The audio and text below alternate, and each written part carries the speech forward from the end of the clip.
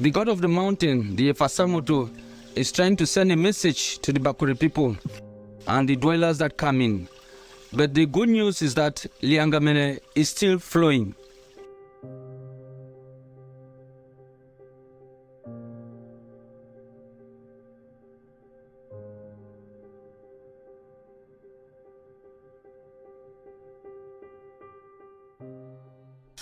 This is Liangamene catchment that we had the flood at our summit, which behaves and saw a boulevard being created because of the level of the flood and what it carried upstream to pass through this catchment and destroy water.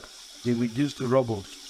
The amount of rocks and the glories was very high because Beijing at 2 and 1 were the steepest gradient of this Mount Cameroon mountain. And you can see the demonstration for yourself. Our catchment of the beach, nothing else. The catchment didn't eat. That's the vegetation tank.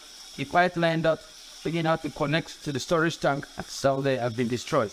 And we think this is a call to concern, especially when it concerns the Buea community, because this is the only source they rely on.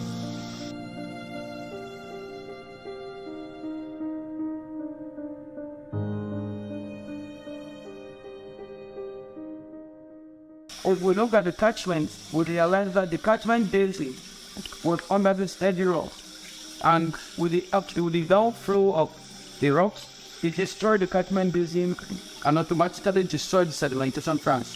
So we have to set the catchment a bit away from this waterway so that we can get it somewhere there, and we're starting the pipeline now by gravities into a storage tank somewhere down there. I think this will not really cause us much problem, because the good news is that the Liangamene is still flowing.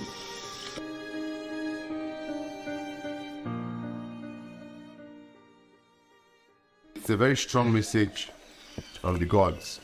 When the water comes down like that, in that veracity, it's a message from the gods. I have been living here for close to 50 years, and I've never seen that water come down in that strength. But coincidentally, that same day, the 18th of March, when this happened, just made exactly 1 year for my coronation.